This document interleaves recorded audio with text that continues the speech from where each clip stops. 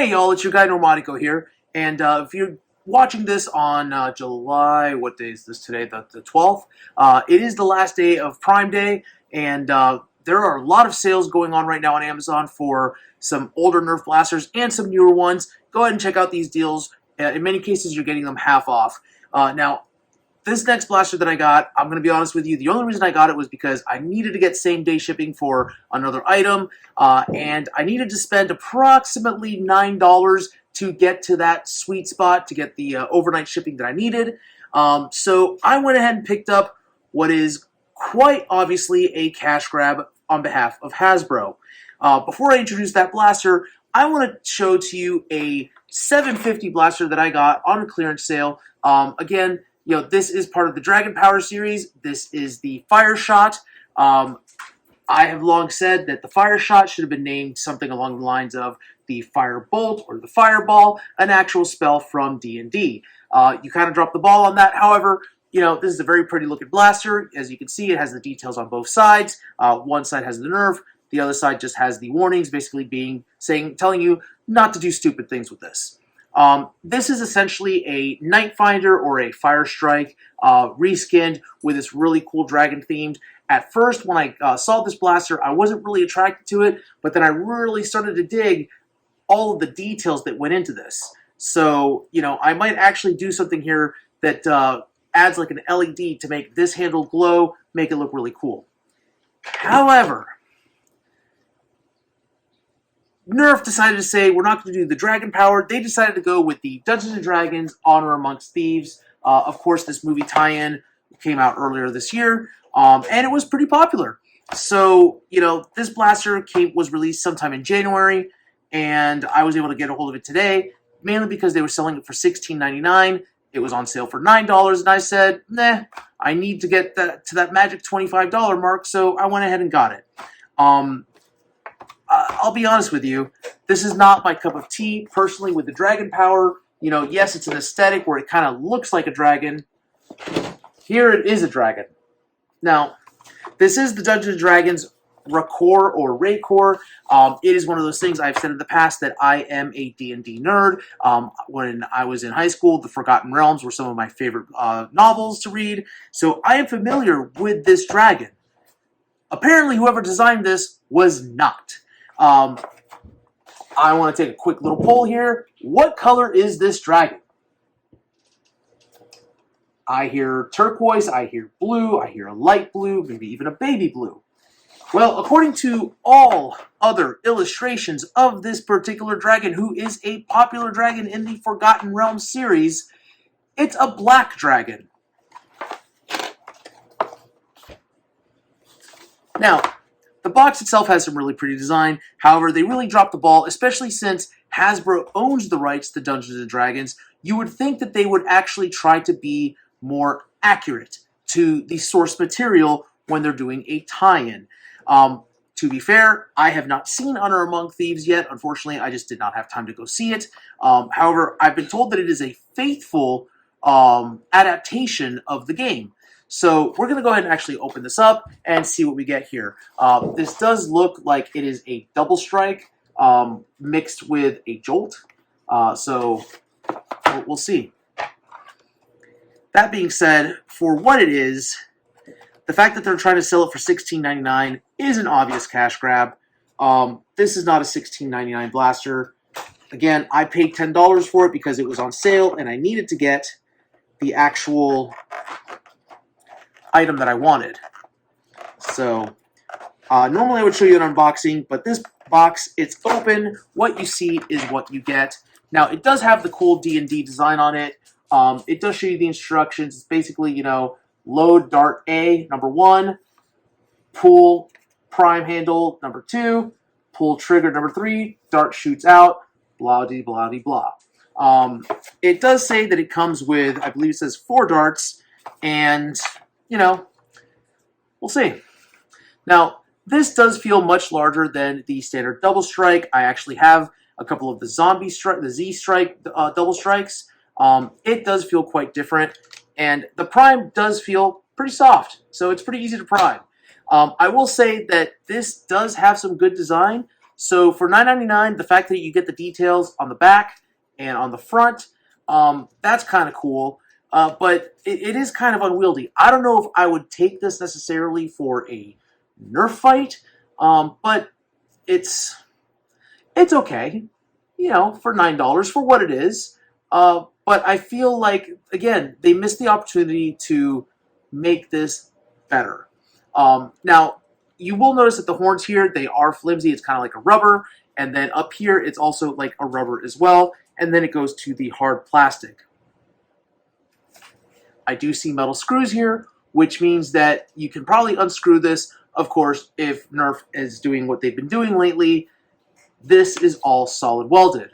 So, I don't know what to think about this, to be honest with you. In my hands, it feels okay. It's interesting. I don't know. It doesn't have a trigger guard here, which is kind of weird, so you can't really do any fancy flipping, but with this big tail in your in the way, if you try to flip it, you might end up hurting yourself. Some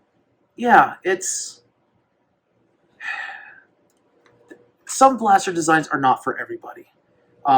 Some blasters are designed for kids, and mind you, that's their target audience. However, I feel like if you're going to make something for Dungeons and Dragons, you got to aim for more than just the 8-year-olds, because D&D is played not only by 8-year-olds, but also played by people who are in their 60s, in their 50s, and sometimes those people also still play with Nerf. They are part of the foam flinging community. I am not going to reveal my age. However, I will say that I am much closer to the 60-year-old range than I am to the 8-year-old range, in spite of the fact that I do have a child who is close to that 8-year-old range. Now, pulling out the darts themselves, with the Dungeons and Dragons ones, the Dragon Power, you got those really nice looking red with red tip darts. Here, I guess, wow, that is kind of an interesting color. That's kind of cool. So in the light, and I don't know if you can actually see it with that light, it kind of changes. So from one angle, you get a blue. Another angle, you get this really cool green. I don't know, you can't really tell on camera. I can see it in my little ring light, but that's kind of neat. Okay. If they make more darts like this, I'll buy like 100 of these. So I just like darts. Of course, they are standard elite darts, which means that their accuracy is probably going to be next to nothing. But that's okay. We know this about elite darts. If I wanted accuracy, I'd be buying Dart Zone darts. So, of course, you load that here. You do get 4 darts total in the packaging, in what I call the fortune cookie bag. And you can hold 2 in the blaster, so you get 2 total shots and 2 spares. Now, unlike the Dragon Power blasters, I do not see anywhere here to store 2 extra darts. No dart storage here. No onboard dart storage, and that's okay. Not every blaster has that, but again, not every blaster is a little basic thing like this that costs $16.99. For $16.99, you could spend $3 more and get like the 2.0 Elite 2.0 Eagle Point that does have additional dart storage in the stock. So, yeah, firing it. Doesn't seem like it has a lot of power. I guess I see that it actually launched from the bottom barrel first as opposed to the top barrel. We are going to actually hook this up to the chronograph, and I want to see just how many feet per second it gets. I'm not expecting high performance out of this blaster. Again, it is very gimmicky, and that's okay. This channel is not all about what is elite performance and what is not. Again, it is all about fun. And while it might be fun to look at and be like, oh, I'm going to shoot you with a dragon, I don't see necessarily the fun of this long term. Yeah, nobody asked for this. Nobody asked for this. Again, it's a chance to make a movie tie-in, so I guess that's why they did it. I hope that companies like Hasbro will learn a lesson that not everything needs a toy tie-in. Some things are better left undone. At least when it comes to blasters. Like I said, Hasbro, you own the rights to Dungeons and Dragons. One of the things that a lot of the community, the D&D community, was kind of against at first, I think they're really cool, are the little rolled up dice links. The fact that there is a dice link of Rakor that expands into this really cool looking articulated black dragon, that's $13.99 that I would gladly spend because it rolls up into a D20. Me as a dungeon master, I can actually set that out in a dungeon. No one knows what it is. Along comes the character. Boom! It expands out. Surprise dragon encounter. But I digress. We are talking about blasters today, not necessarily about my D&D DMing skills and my dungeon requests. So I will leave it up to you. Which one do you think looks better? Again, we have the Fireshot and Rakor. So one is a single shooter for the front load. This one loads it from the front. It is a double shooter. Technically you can shoot 2 darts in a second here if you're fast. I personally feel like this one is much more comfortable to hold. It feels much more realistic, like an actual blaster. This one, it feels weird. This plastic right here, the molding, it is plastic, whereas here you have the rubber, which is kind of nice, and this grip just feels so much more comfortable than this, where they're trying to actually simulate kind of like what they did with the Z-Strike when it regards to like a tape wrapping. And here they do have the D&D ampersand, however, it's not on this side. In this case, it's on both sides, and it's actually etched into the plastic, which is really nice. I don't know why they changed away from this and went with this. Again, they are both Dungeons & Dragons brand, type designs blasters. One just feels a lot more cheaply made than the other, and one is significantly less expensive than the other one is. Like I said, I got this one for $7.50, but I believe that it retailed at around $11. I got this one for $9, but it retailed at almost $17. So you do the math. Is it worth it for you? Of course, that's entirely up to you. If you're going to have more fun with this, that's fine. I personally would not. However, maybe as like a little display piece, maybe I could actually paint it, turn it black, do something with this, because whoever came up with the concept of Rakor is probably not happy the way that Hasbro did this. Just between you and me. That's my opinion. If I was the one who designed this character, and I saw that a company had bought the rights to the character that I created, I would not be satisfied with this. The Diceling, different story, but this, no. And let's be honest with you. I understand the reason for the orange because, of course, there are laws that stipulate that you must paint the tips orange and you must not make it look like a toy gun. And I get it. A toy blaster is, can sometimes be confused for a real gun. I'm calling out to anyone who's in law enforcement watching this. How many dragon guns do you see? How many 22s or 9mm or 357s or 45s have an entire dragon etched in them? Can you please let me know that?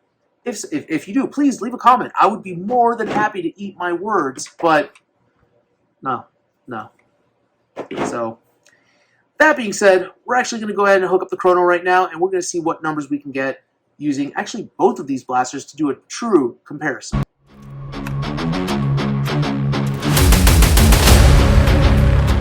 Alright, so we're going to do a chronograph test here really quick. We're going to start off with the Fireshot. I'm going to do 5 shots from the Fireshot, and 6 shots from the Fireshot, and 6 from Rakor. So we got 58.6 on the first shot, 58.8, 55,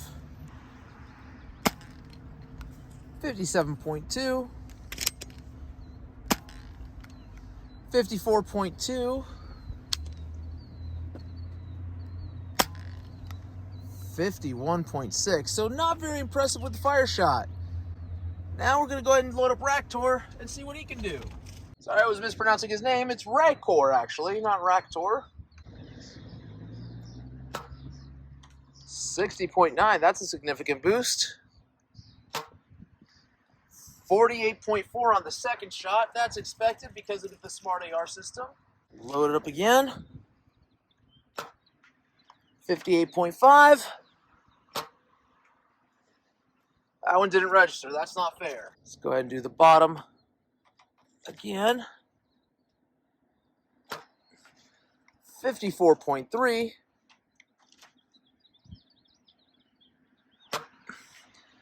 49.9. And just for good measure, to get a total of 6 shots out of Rakor, 51.8. So, all in all, they stand pretty much toe-to-toe. It really is your preference. We'll be back with a range test and a final review.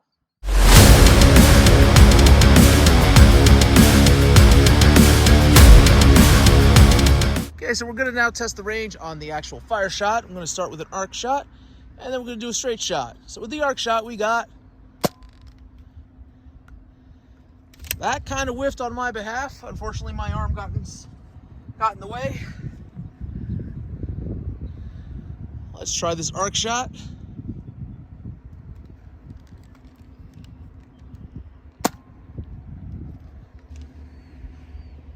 And now for a straight shot.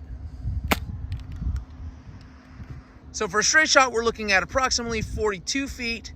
And then with the arc shot, we got all the way to 74 feet. So for this exercise, I'm only going to be using the top load of the AR system. Arc shot. Straight shot.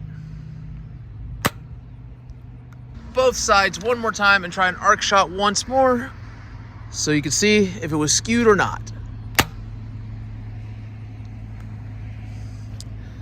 So as you can see with the arc shot, we got approximately almost 60 feet. With a straight shot, we got about 52 feet. So when it comes to the straight shots, he is the winner. When it comes to the arc shot, it's the Fireshot.